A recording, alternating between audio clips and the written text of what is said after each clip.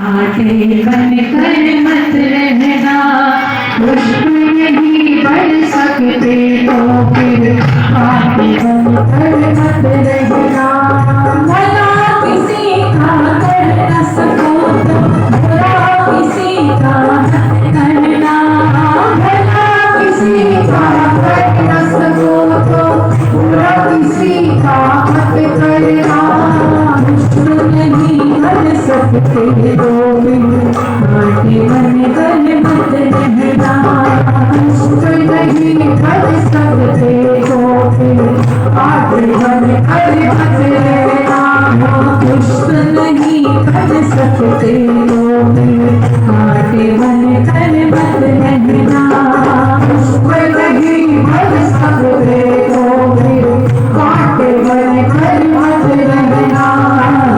नहीं बन सकते तो आटे बन कर मत रहना। आटे बन कर मत रहना, आटे बन कर मत रहना, आटे बन कर मत रहना, आटे बन कर मत रहना। जन्म में मैया उन्हीं जन्म में देवी को वेदव्यास जी ने कहा कि तुम देवी यज्ञ करो और उस यज्ञ के साथ साथ देवी भागवत महापुराण की कथा को श्रवण करो, जिससे तुम्हें समझ मिलेगी, बुद्धिमान हो जाओगे। क्या करना है क्या नहीं करना ऐसी समझ तो शास्त्रों से ही हमें मिलेगी। तब उन्हीं जन्मेजय ने उस कथा को जब सुनना प्रारंभ किया तो उसमें सबसे पहले सृष्टि निर्माण की ही कथा आई कि कौन है इस सचराचर जगत की स्थापना करने वाला। प्राय हम क्या कहते हैं कि ब्रह्मा विष्णु महेश, ब्रह्मा जी सृष्टि को बनाने वाले, विष्णु जी पालन करने वाले और रुद्र संहार करने वाले। सबके लिए अपने अपने भगवान हैं। कोई तो इंद्र को भी भगवान मानता, कोई यज्ञ अग्नि वायु इनको भी भगवान मानता, लेकिन वास्तविकता में अभी यह नहीं पता लगा कि वास्तव में इन सबसे भी बड़ा कोई महान है या यही महान है।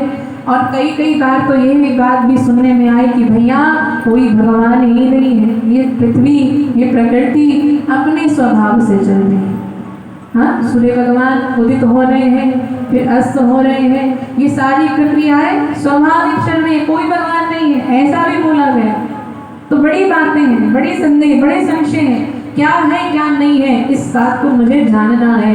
जन्मे जी ने वेदव्यास जी से प्रार्थना की, तब वेदव्यास जी ने कहा कि जो प्रश्न तुमने किया है यही प्रश्न का जवाब नारद जी ने मुझे प्रदान किया।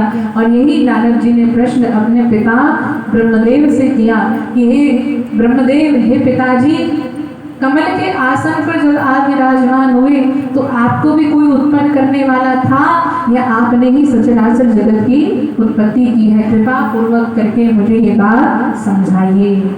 तब ब्रह्मा जी ने क्या बताया कि जिस कमलासन पर मेरी उत्पत्ति हुई, जैसा कि कल हमने सुना कि दो राक्षस उत्पन्न हो गए, मधु और केटर, जिनसे भयभीत होकर के ब्रह्मा जी भागते हैं। पहले तो जब उनकी उत्पत्ति हुई तो चारों ओर क्या दर्शन हुआ? जल ही जल। तो उनको कुछ भी समझ नहीं आया, और जब उस जल में अपने परिचय को ढूंढते ढूंढते जब ब्रह्मदेव भटकते हैं तो उनको आकाशवाणी के द्वारा आदेश हुआ, क्या? तप करूं तप करूं तप करूं। तो हजारों वर्ष तक ब्रह्मा जी ने तप किया।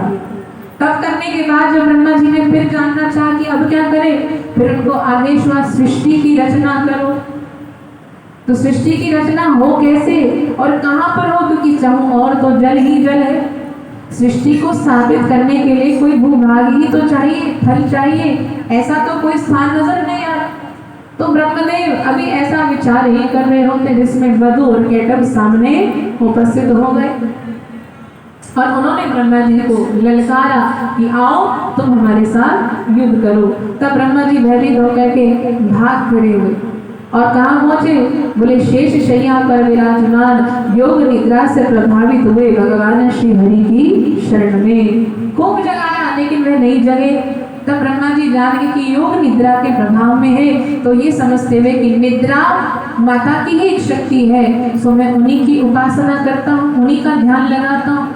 और कहते हैं जब उनका ध्यान लगाया तो माता आदिशक्ति जगदम्बा प्रकट होकर के ब्रह्मा जी को यह संदेश देती है कि मुझसे ही ये सब कुछ प्रकट हुआ है, मुझसे ही सारी सृष्टि का निर्माण हुआ, और ये मधुकैटभ भी मेरी ही एक लीला है, मेरी एक माया। तो ब्रह्मा जी ने कहा इनका क्या होगा? बोले इनका तो अंत हो जाएगा, लेकिन तुमको भी एक कार्य करना है। पहले तो ये मधुकैटभ का अंत हुआ ही, और तब ब्रह्मा जी, विष्णु जी और साथ ही साथ शंकर भगवान भी वहाँ उपस्थित हो गए। और ये तीनों देव अभी माता रानी को पुनः पुकारते हैं कि हे माँ, हम सब पुनः आपको पुकार रहे हैं, एक बार कृपा करके फिर से हमारे सन्मुख प्रकट हो जाइए। इसलिए हमें ये बताने के लिए कि हमारा प्रकट किस लिए हुआ है, हमारा कार्य क्या है, हमें करना क्या। तो आओ हम भी देवताओं के साथ उपस्थित होकर के माता रानी को पुकारें। और मैंने कहा था कि आज हम माता रानी को प्रकट करेंगे, वो प्रकट तो है।